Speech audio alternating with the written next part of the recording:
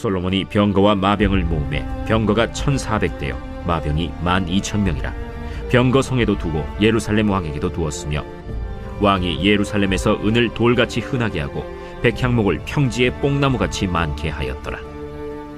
솔로몬의 말들은 애굽에서 들여왔으니 왕의 상인들이 값주고 산 것이며 애굽에서 들여온 병거는 한 대에 은 600세겔이요 말은 한 필에 150세겔이라. 이와 같이 헷사람의 모든 왕과 아람 왕들에게 그것들을 되팔기도 하였더라. 솔로몬 왕이 바로의 딸 외에 이방의 많은 여인을 사랑하였으니 곧 모압과 암몬과 에돔과 시돈과 헷 여인이라. 여호와께서 일찍이 이 여러 백성에 대하여 이스라엘 자손에게 말씀하시기를 너희는 그들과 서로 통혼하지 말며 그들도 너희와 서로 통혼하게 하지 말라. 그들이 반드시 너희의 마음을 돌려 그들의 신들을 따르게 하리라 하셨으나 솔로몬이 그들을 사랑하였더라. 오늘은 믿음으로 지뢰를 해체하라 마지막 지뢰, 타협의 지뢰라는 제목으로 하나님 말씀 증거하겠습니다. 지난 8주 동안 우리 신앙생활 가운데 만날 수 있는 여러 가지 지뢰들을 살펴보았습니다.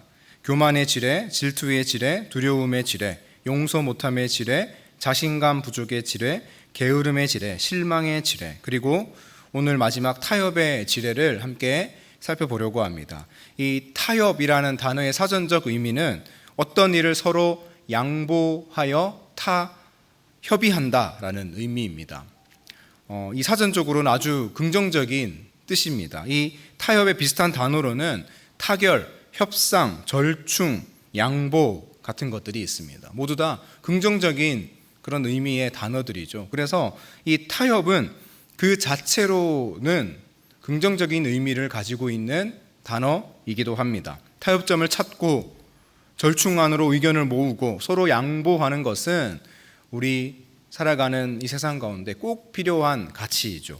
그런데 타협이 위험한 지뢰가 되는 순간이 언제입니까? 바로 타협이 진리와 맞닥뜨리는 순간입니다. 타협이 진리와 맞닥뜨리는 순간, 타협은 우리 삶의, 우리 신앙생활 가운데 지뢰로 작용하게 됩니다. 진리와 타협은 공존할 수 없기 때문이죠. 왜냐하면 타협하는 순간이 곧 진리가 어그러지고 무너지기 시작하는 순간이기 때문에 그렇습니다. 저와 여러분에게는 진리가 있습니다. 어떤 진리가 있죠? 하나님의 아들 예수 그리스도와 그의 십자가와 복음이라는 분명하고 선명한 진리가 우리 가운데 있습니다. 그래서 우리는 신앙생활을 하면서 모든 문제들에 대해서 함부로 타협하며 살아가서는 안 되는 것입니다. 함부로 타협했다가 타협의 지뢰가 폭발하고 그때 우리 내면 가운데 심겨진 복음의 진리가 무너지고 또 희미해질 수 있기 때문에 그렇다라는 것입니다. 사단은 이 사실을 잘 알고 있기 때문에 우리 신앙생활 곳곳에 이 타협의 지뢰를 심어 두는 것입니다. 제가 고3 때 이 타협의 지뢰를 밟을 뻔했습니다. 고3이 되어서 이제 고2처럼 공부하지 말고 고3처럼 공부를 좀 제대로 해봐야겠다라는 마음을 먹었습니다. 얼마나 기특한 마음입니까? 좋은 마음이죠. 제가 고2 때, 고2 전까지만 해도 거의 평일이고 주말이고 주일이고 가릴 것 없이 교회에서 열심히 섬기고 열심히 교회 생활을 했습니다. 이제 고3이 되는 새해에는 그런 마음을 품었습니다. 평일에는, 주말과 주일은 열심히 섬기되 평일에는 교회를 좀 자제하자라는 마음을 품기 시작했습니다. 그래서 평일에는 교회 생활을 좀 자제했습니다. 그러다가 1학기 학기가 개학을 했습니다. 개학을 하자 어떤 마음이 들었느냐? 이제 주말에도 교회를 좀 자제하자라는 마음을 먹었습니다. 여러분, 교회 자제하시면 절대로 안 됩니다. 교회를 자제하자라는 마음을 먹고 토요일에도 그때는 수업이 있었어요. 제가 고등학교 다닐 때는. 그래서 오전 수업을 마치고 오후에도 점심을 먹고 남아서 자율학습을 더 이렇게 했었습니다. 토요일에도 교회에 살다시피 하다가 공부를 하니까 마음이 되게 좀 이상한 마음이 들었던 기억이 있습니다. 그리고 중간고사 시즌이 되었습니다. 학교 앞에서 전단지를 하나 받았는데 특강을 한다는 학원 전단지였습니다. 약점인 과목을 보완할 수 있는 좋은 기회이지 않습니까? 그래서 딱 봤더니 사단이 얼마나 뱀같이 지혜로운지 이 특강, 주일에 하는 특강 시간이 예배 시간과 딱 겹치는 것이었습니다. 여러분, 제가 고민을 했을까요? 고민하지 않았을까요? 제가 고민을 전혀 하지 않고 이 학원 전단지를 찢어버렸어야 했는데, 고민하지 않고 전단지를 가방에 챙겨서 이 기쁜 소식을 가지고 집으로 가서 어머니에게 알려드렸습니다. 엄마, 특강이 있어. 그래서 어머니에게 전달드렸는데 거의 타협의 지뢰가 폭발하기 직전의 순간이었죠. 그런데 저희 어머니께서 다행히 저의 그 지뢰를 밟으려는 순간을 막아주셨습니다. 그래도 주일에는 예배를 선택하자 이렇게 말씀해 주셨고, 지뢰를 밟으려는 그 찰나에 저는 다행히 피할 수 있었습니다. 여러분, 지뢰가 위험한 것은 숨겨져 있기 때문이죠. 겉으로 드러나지 않습니다. 이 타협의 지뢰도 그렇습니다. 치명적인 의도를 숨긴 채 소리 없이 우리를 찾아옵니다. 처음에는 아주 작고 사소한 것으로부터 우리에게 공격을 시작하죠. 고3이니까 열심히 공부해야지라는 시작이 잘못되리라고 그 누구도 생각하지 못했을 것입니다. 이렇듯 달콤한 속삭임들이 바로 타협의 지뢰가 우리에게 다가올 때에 나타나는 특징입니다. 아무것도 아닌 것처럼 여길 수 있습니다. 이 정도로 얼마나 무너지겠어, 이 정도로 얼마나 폭발력이 있겠어 라는 마음으로 방심할 때에 이 타협의 지뢰가 우리가 걸려들 수 있다는 것입니다.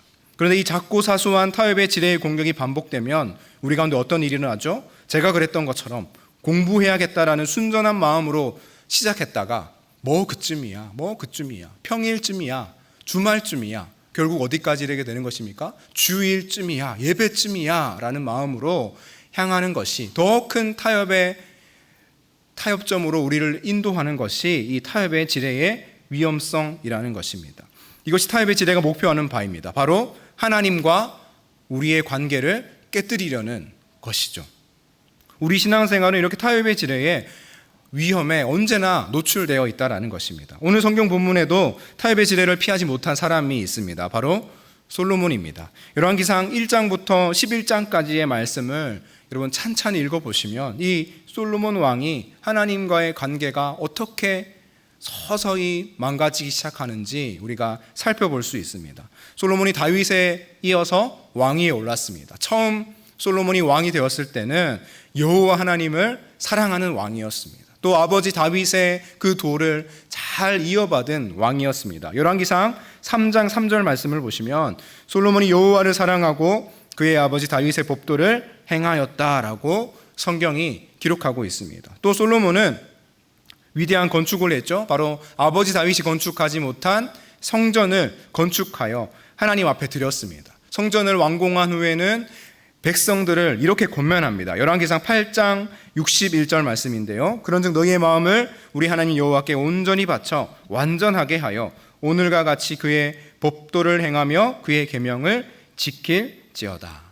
아버지 다윗의 그 잘 지켰던 법도를 이어받아서 우리도 잘 하나님 말씀대로 살자라고 권면하는 아주 훌륭한 왕이었습니다. 성전을 지은 이유도 순전했습니다. 자신의 왕위를 드러내거나 역사에 자기 업적을 남기기 위함이 아니라 여호와 하나님께 성전을 온전히 바치고 여호와 하나님의 계명과 율례와 법도를 따라 우리가 잘 살아보자라고 그런 의미에서 성전 역사를 완수한 것입니다. 이러한 기특한 솔로몬에게 하나님이 나타나셔서 말씀하십니다. 열왕기상 9장 4절 말씀, 내가 만일 내 아버지 다윗이 행함같이 마음을 온전히 하고 바르게 하여 내 앞에서 행하며 내가 내게 명령한 대로 온갖 일에 순종하여 내 법도와 율례를 지키면, 하나님은 솔로몬에게 너 잘하고 있다, 너 말 한번 잘했다 라고 말씀하시면서 법도와 율례를 온전히 순종할 것을 주문하시죠. 그런데 오늘 본문 10장 후반부에 와서 솔로몬이 조금 이상해지기 시작합니다. 오늘 보면 열왕기상 10장 26절 말씀을 한번 보시겠습니까? 보시면 26절에 솔로몬이 병거와 마병을 많이 모으게 됩니다. 그리고 27절은 잠시 두시고 28절을 보시면 솔로몬의 말들을 애굽에서 들여오고 또 병거들을 많은 돈을 주고 들여오고 말도 사오고 그것을 또 되팔기도 하는 일을 하고 있습니다. 여러분, 솔로몬의 이 행위들이 이상한 이유가 무엇이냐? 신명기 17장 16절에 하나님의 명령에 정면으로 위배되기 때문입니다. 우리 신명기 17장 16절 말씀 같이 읽습니다. 시작. 그는 병마를 많이 두지 말 것이요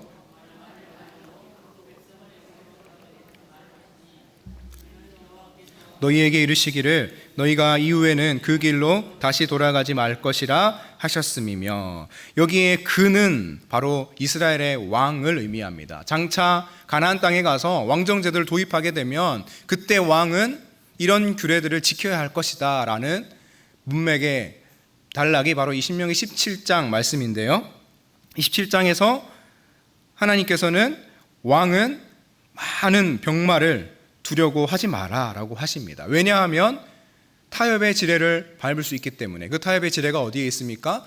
그 백성을 애굽으로 돌아가게 할 가능성이 충분히 있다. 그 길로 다시 돌아가면 안 되기 때문에 그렇게 두지 말라는 것이다 라고 분명히 가르쳐 주셨는데, 솔로몬이 지금 오늘 본문에서 많은 병거와 마병을 모으고 이방 나라들과 많은 활발한 거래를 하고 있습니다. 또 오늘 본문 27절 그리고 11장 1, 2절을 보시면 27절입니다. 왕이 예루살렘에서 은을 돌같이 은하게 하고 백향목을 평지의 뽕나무같이 많게 하였더라. 그리고 11장 1절 솔로몬 왕이 바로의 딸 외에 이방의 많은 여인을 사랑하였으니 곧 모압과 암몬과 에돔과 시돈과 헷 여인이라.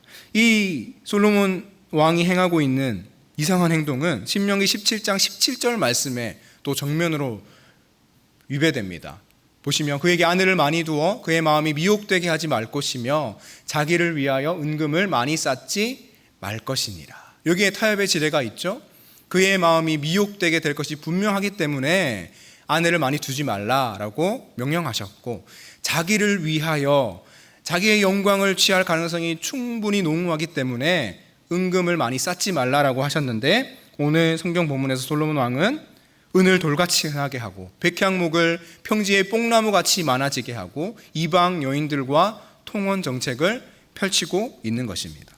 여러분, 처음에 솔로몬이 왕위에 오를 때만 해도 여호와 하나님을 사랑하고 아버지 다윗의 법도를 잘 이어받았습니다. 성전을 지을 때만 하더라도 우리 하나님 말씀 잘 지켜보자라고 백성들을 권면하는 그런 훌륭한 왕이었습니다. 그런데 지금 10장에 와서 솔로몬이 하나님의 명령과는 다른 행동을 하고 있습니다. 바로 타협의 지뢰를 밟은 것입니다. 하나님이 주신 축복인데 금을 좀 모으는 일이 뭐 대수롭겠어. 이방 나라들이 백향목을 막 가져다 주는데 이거 좀 쌓아두는 거 뭐가 문제가 되겠어. 말을 조금 수집하는 것쯤이야. 이 정도의 이방 통혼 정책은 다 한다고 그쯤이야 라는 마음을 품고 타협하기 시작하자. 작고 사소한 것들로부터 타협을 시작하자 결국 타협의 지뢰가 솔로몬의 영혼을 걷잡을 수 없을 만큼 망가지게 하죠. 그래서 열왕기상 11장 9절 10절 말씀을 보시면 솔로몬이 마음을 돌려 이스라엘의 하나님 여호와를 떠남으로 여호와께서 그에게 진노하시니라. 여호와께서 일찍이 2번이나 그에게 나타나시고 이 일에 대하여 명령하사 다른 신을 따르지 말라 하셨으나 그가 여호와의 명령을 지키지 않았으므로. 여러분, 이것이 바로 타협의 지뢰가 가진 무서운 폭발력입니다. 시작은 작고 사소하게 시작했습니다. 그쯤이야 하면서 시작했는데 타협의 지뢰를 밟고 타협의 지뢰가 연이어 폭발하기 시작하자 그의 영혼이 걷잡을 수 없이 무너지고 망가지고 마음을 돌려 하나님 여호와를 떠나게 된 것입니다. 이것이 타협의 지뢰가 가진 폭발력이고 무서움이라는 것입니다. 그렇다면 타협의 지뢰를 피하려면 우리가 어떻게 해야 될까요? 바로 타협하지 않았던 무서운 10대들 다니엘과 세 친구에서 힌트를 얻을 수 있습니다. 여러분, 다니엘과 세 친구들이 바벨론 왕궁에 끌려갔습니다. 갈대아 사람의 학문과 언어를 배우게 되었습니다. 그리고 3년 동안 왕의 음식과 음료를 먹고 마셔라라는 명령이 떨어졌습니다. 이때 다니엘의 반응이 참 재미가 있습니다. 다니엘 1장 8절 말씀을 우리 같이 읽어볼까요? 같이 읽습니다. 시작. 다니엘은 뜻을 정하여 왕의 음식과 그가 마시는 포도주로 자기를 더럽히지 아니하리라 하고 자기를 더럽히지 아니하도록 황관장에게 구하니. 타협의 지뢰를 피하는 방법, 바로 다니엘처럼 뜻을 정해야 합니다. 여러분, 고향 땅에서 포로로 끌려오기 전에 다니엘이 어떻게 배웠습니까? 부모의 하나님이 또 조상들의 하나님이 가르쳐 주신 것이 무엇이죠? 이방 신에게 바쳐진 부정한 음식을 먹으면 안 된다라는 것이었습니다. 여러분, 지금 다니엘은 포로로 끌려왔습니다. 물불을 가릴 때가 아니고 찬밥, 동밥 가릴 때가 아니죠. 왕이 먹으라 하면 먹고 마시라 하면 마시고 죽으라 하면 죽는 신용도 해야 되는 그런 입장입니다. 그런데 왕의 음식과 포도주를 마셔라 라는 그 환관장의 명령에 다니엘이 조용히 손을 들고 말합니다. 죄송하지만 저는 이 음식을 먹을 수가 없습니다. 저는 이거 먹으면 안 된다고 배웠거든요 라고 말하는 것입니다. 다니엘의 마음속에 하나님의 법도와 규례와 뜻이 정해져 있었고 분명히 세워져 있었던 것입니다. 그래서 이렇게 말한 것입니다. 근데 여러분, 이 다니엘의 반응을 보면 참 놀랍지 않습니까? 다니엘이 어떻게 이렇게 당돌하게 말할 수 있었을까? 성경학자들은 다니엘의 나이를 이때에 10대 중후반으로 추정합니다. 저는 10대 중후반에 다니엘이 포로로 끌려와서 어떻게 이렇게 당돌하게 말할 수 있었을까 묵상하면서 이런 생각이 들었습니다. 다니엘이 왕의 음식을 거부한 것이 바벨론 왕에 대한 아주 투쟁이라거나 아니면 나라를 잃은 부당함에 대한 그런 한것 같은 행동이었을까? 그런 수준이었을까? 저는 아니라고 생각이 들었습니다. 오히려 다니엘의 행동은 아주 단순하죠. 왕의 음식을 먹고 왕의 음료를 마셔라 라는 이 환관장의 명령에 송구스럽지만 저는 마실 수 없습니다, 이런 반응이 아니라 저기 죄송한데요, 저는 이거 먹으면 안 되는 걸로 배웠습니다 라고 아주 어린 나이에 아주 단순한 그 자기에게 심겨진 하나님의 뜻을 말하는 모습이 다니엘의 모습이 아닐까 생각했다라는 것입니다. 다니엘의 마음속에 하나님의 계명의 선명한 뜻이 새겨져 있었기 때문에 이렇게 당돌하게 또 단순하게 말할 수 있었다라는 것입니다. 이 음식을 먹어야 할까? 이 음료를 먹어야 할까? 먹지 말아야 할까? 어떻게 말하면 먹지 않는 방향으로 갈 수 있을까? 일단 먹고 나중 일을 생각할까? 이렇게 타협할까? 타협하지 말아야 할까라고 고민하기 시작했다면, 이렇게 복잡하게 저울질하기 시작했다면 어려웠을 것입니다. 그런데 다니엘의 중심에 선명한 하나님의 뜻이 있었기 때문에, 정해져 있었기 때문에 다니엘은 타협의 지뢰를 너끈히 피해갈 수 있었던 것이 아닐까, 그런 생각이 들었습니다. 다니엘만 그런 게 아닙니다. 다니엘 세 친구도 그렇습니다. 다니엘 3장을 보면 느부갓네살 왕의 금신상 앞에 절하라는 명령에 다니엘의 세 친구가 거부하죠. 절하지 않으면 풀물불에 던져 넣을 것이니 능히 너희를 내 손에서 건져낼 신이 누구이겠느냐라고 느부갓네살 왕이 으름장을 놓습니다. 이때 다니엘의 세 친구가 이렇게 대답합니다. 우리 3장 16절 17절 말씀 함께 읽습니다. 시작. 사드락과 메삭과 아벳느고가 왕에게 대답하여 이르되 느부갓네살이여, 우리가 이 일에 대하여 왕에게 대답할 필요가 없나이다. 왕이여, 우리가 섬기는 하나님이 계시다면 우리를 맹렬히 타는 풀무불 가운데에서 능히 건져내시겠고 왕의 손에서도 건져내시리이다. 성경에 왕이시여, 왕이여, 우리가 섬기는 하나님이 계시다면, 이렇게 좀 그럴듯하게 적혀 있어서 그렇지, 이 10대 중후반의 소년들이 이 느부갓네살 왕의 명령에 저는 이렇게 반응했다라고 생각합니다. 죄송하지만 저희들은 절할 수 없습니다. 그렇게 안 배웠거든요.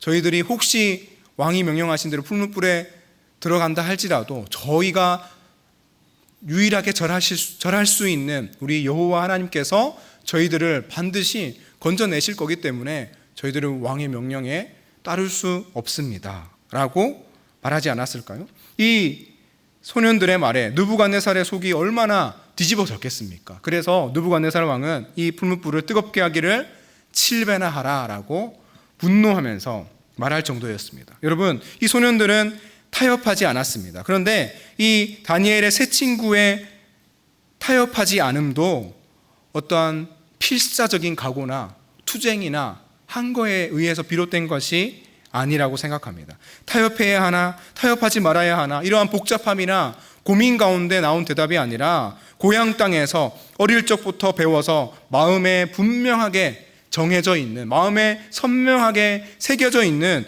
하나님의 뜻이 분명히 있었기 때문에 이렇게 불쑥 죄송하지만 저는 절할 수 없습니다, 저는 먹을 수 없습니다 라고 대답했다라는 것입니다. 여러분, 타협의 지뢰를 피하려면 능사가 없습니다. 타협의 지뢰를 피하려면 우리는 뜻을 정해야 합니다. 타협할까, 타협하지 말까, 이렇게 하면 어렵다라는 것입니다. 진리에 기초한 분명한 뜻이 우리 가운데 세워지면 우리는 타협의 지뢰를 피할 수 있습니다. 우리가 살아가는 이 세상이 얼마나 복잡한지, 타협의 지뢰와 같은 문제들이 얼마나 산적해 있는지 모릅니다. 아주 애매한 문제도 참 많습니다. 어느 쪽이 나은 것인가, 이쪽이 나은 것인가, 저 편이 나은 것인가, 어느 쪽이 타협이고 어느 쪽이 타협하지 않는 것인가를 분간할 수 없는 문제도 우리 신앙생활 가운데 얼마나 많이 있습니까? 그런데 이렇게 가면 어렵기 때문에 타협의 지뢰를 피하는 능사는 무엇입니까? 이 다니엘과 세 친구처럼 하나님의 뜻이 분명히 정해져 있을 때 우리는 타협의 지뢰를 피하고 모든 이 사단의 공격을 무력화할 수 있다라는 것입니다. 뜻을 정하는 것이 바로 지뢰를 피해가고 해체하는 가장 지혜로운 방법이라는 것입니다. 그렇다면 타협의 지뢰를 피하기 위해서 우리 가운데 선명한 하나님의 뜻을 정하기 위해서 우리가 해야 할 일은 무엇일까요? 너무나도 모범 정답 같지만 바로 말씀과 기도라고 저는 생각합니다. 먼저 말씀으로 우리가 무장해야 합니다. 우리가 8주 동안 살펴본 이 지뢰라는 책을 쓴 찰스 스탠리 목사님은 이 말씀으로 무장하는 것을 미식축구의 예로 들어 설명합니다. 미식축구 여러분 아시죠? 끊임없이 공격하고 수비하고 남자들의 스포츠지 않습니까? 부딪히고 넘어뜨리고 하는 그런 스포츠입니다. 그 스포츠 가운데 공격과 수비가 반복되는 아주 복잡한 스포츠 종목입니다. 그런데 이 미식축구팀이 상대를 이기기 위해서 어떻게 준비를 하느냐? 체력 훈련도 하고 또 이 정신적인 훈련도 하지만 가장 중요한 것이 바로 모든 팀원들이 플레이북을 공유한다라고 합니다. 이 플레이북이 무엇이냐? 팀의 공격과 수비 작전을 아주 상세하게 그림과 함께 기록해 놓은 책이라고 합니다. 모든 팀원들이 경기 전에 이 플레이북을 달달 외운다고 합니다. 그렇게 공부하고 그래서 경기에 딱 들어가서는 눈을 감고도 경기를 할 수 있을 정도로 복잡하게 계속해서 공격과 수비가 반복되는 이 경기 진행 가운데에 본능적으로 몸이 반응할 수 있도록 이 플레이북을 준비한다라고 합니다. 우리도 삶의 난관이 찾아오면 복잡하게 이런 질문을 할 때가 있죠. 하나님, 이 상황을 어떻게 해야 할까요? 하나님의 뜻은 무엇입니까? 이렇게 하면 우리가 타협의 지뢰를 밟기 아주 좋은 상황이 될 수밖에 없을 것입니다. 삶의 고난과 난관이 우리의 판단력을 흐리게 만들고 우리의 시선을 흐트러뜨릴 때에도 우리가 준비해야 하는 것이 무엇입니까? 눈을 감고도 본능적으로 반응할 수 있는 바로 미식축구팀의 플레이북 같은 것이 필요한데 그것이 바로 하나님의 말씀인 것입니다. 하나님 말씀 속에 우리 모든 인생의 문제에 해답이 담겨 있는 줄로 여러분 믿으십니까?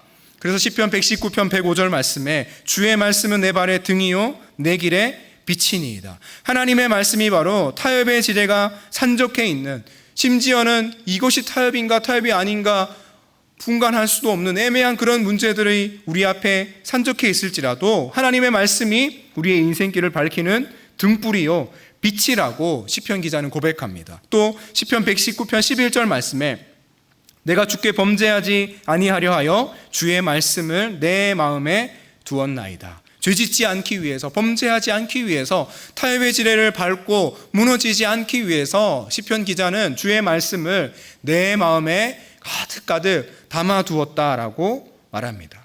여러분, 타협의 지뢰가 우리를 유혹해 올 때 우리가 넘어지지 않으려면, 우리가 범죄하지 않으려면 무엇을 준비해야 합니까? 바로 하나님의 말씀으로 우리의 가슴속을 채우고 무장해야 하는 것입니다. 그때에 우리의 시선을 흐트리고 우리의 판단력을 흐리게 만들지라도 우리는 선명하게 새겨진 그 말씀으로 타협의 지뢰를 해체하고 거뜬히 넘어갈 수 있다는 것입니다. 또 타협의 지뢰를 피하기 위해서 우리는 기도로 무장해야 합니다. 이 지뢰라는 책에서 찰스 스탠리 목사님은 기도에 대해서 이렇게 말합니다. 문제가 있든 없든 기도로 날마다를 열어야 한다. 기도할 때 하루의 색깔이 거룩해진다. 그때 사탄의 지뢰를 발견하는 분별력도 좋아진다. 아침 잠자리에서 일어나 이불을 걷기 전에 하루를 인도해 달라고 주님께 간구하라. 우리가 기도로 하루를 시작할 때 우리의 하루가 달라질 것입니다. 이 찰스 스탠리 목사님의 표현이 참 멋있지 않습니까? 기도할 때 하루의 색깔이 거룩해진다. 그래서 타협의 지뢰가 우리에게 다가와도 쉽게 넘어지지 않는 것입니다. 다니엘도 그렇게 했습니다. 다니엘 6장 말씀을 보면 다니엘이 왕의 조서에 도장이 찍힌 것을 알고도, 기도하면 사자굴에 들어갈 것을 알고도 어떻게 했습니까? 다니엘이 조서에 왕의 도장이 찍힌 것을 알고도 자기 집에 돌아가서는 윗방에 올라가 예루살렘으로 향한 창문을 열고 전에 하던 대로 하루 3번씩 무릎을 꿇고 기도하며 그의 하나님께 감사하였더라.